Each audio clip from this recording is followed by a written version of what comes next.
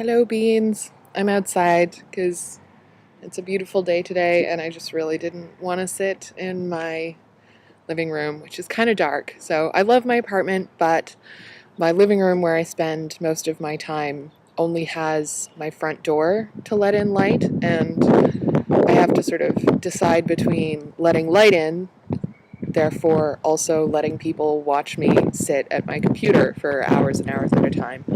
So I tend to close the shutters so that people can't see in, but then that means that I don't get any of this beautiful natural light. So I thought I would vlog from outside.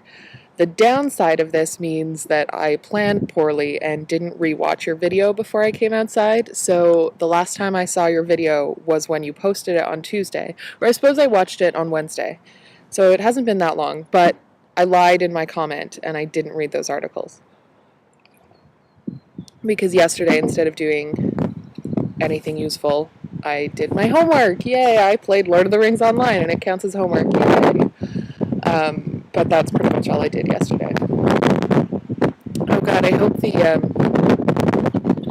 the wind doesn't make the audio sound too horrible. Sorry.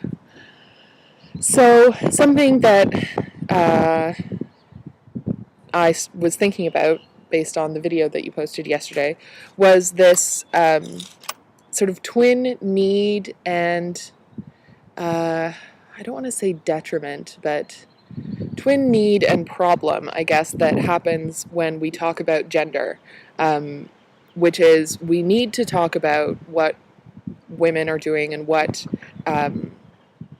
things are sort of excluding women, maybe not intentionally, but just because that's sort of how the genre goes, which is, I think, part of the point that you were making is that these survival horror games are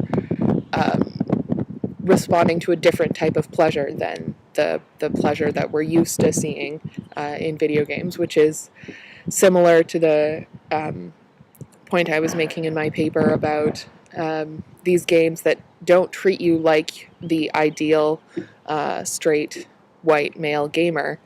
And this is exciting and frustrating as a player because you're so not used to being treated that way, right? When you're hailed as a player that you're not used to having to be, then you don't really know what the rules are, you don't know exactly how to respond to things, and it's a really exciting process of learning. But if you're so used to being catered to, if the player that you're used to being hailed as is the player you're just used to being, then the experience of playing games that treat you differently can be painful for some people. Painful to the point of, them being huge dicks on the internet. But that's a whole other conversation.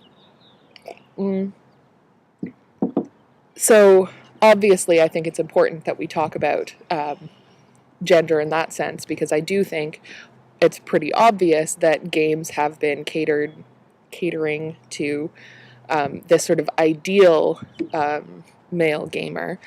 And I think the next steps in sort of gaming as a genre, as a medium, as a community, is to start recognizing that there are other types of genders, and you don't want to just make games for the one kind. Oh man, I read some statistics, and I don't remember where they were or how accurate they were, so it could be completely a lie. But it feels logical. It feels like it makes sense just in terms of numbers, that there are more women over 30 playing games than men in the sort of ideal demographic range, which is or maybe it was men under 18. Yeah, which makes sense because there are just more ages of people who could be playing over 30 than there are people who could be playing under 18. So it makes sense, but it's just one of those like, oh, right, so why aren't we trying to get women over 30 playing games?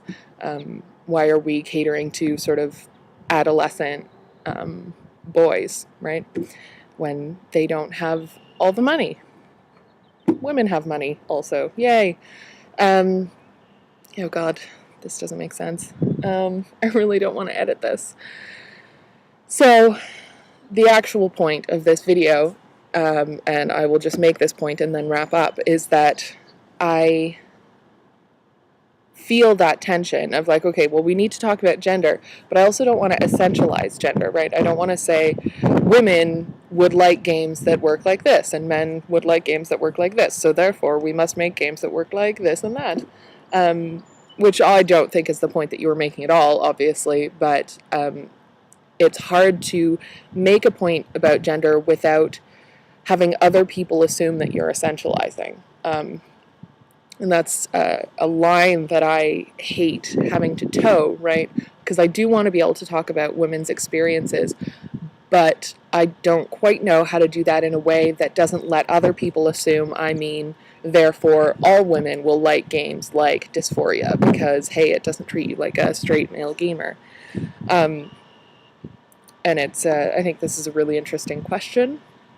One of the solutions I could see is in the language that we use, and I think you were getting to that with your, you were talking about sort of ranges, I think, or a sort of sliding scale or something. I don't exactly remember the metaphor you were using, but you talked about they're not alternatives, they're just, different options. And that reminds me a lot of Catherine McKittrick's metaphor about maps, because she resists the word margin, right, to describe art made by people who aren't, straight white men.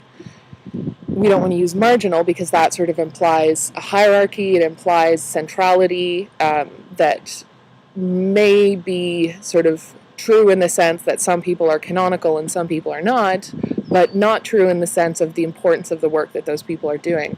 And so she uses a metaphor of sort of layered maps where you have the patriarchal map that we are all used to seeing, the maps that actually we use, these sort of metaphorical maps that we use to describe what art matters, what literature is important, what gets taught.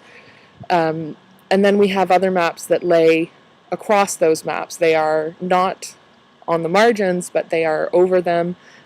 Sometimes they intersect, sometimes they don't. And I that metaphor just really, really resonates with me, and I've been using it a lot, and I feel bad for using it again and again and again, because I'm sure people are like, oh, God, she's going to talk about maps again. But I find that really helpful to me in terms of phrasing my discussions of things like gender, because it doesn't imply, as you pointed out, a sort of either or, but a kind of multitude of options. So yeah, I don't know. That's what I gotta say. I gotta start making these more interesting because this was really boring. But it's sunny, and I'm quite happy to be outside, so I have no regrets.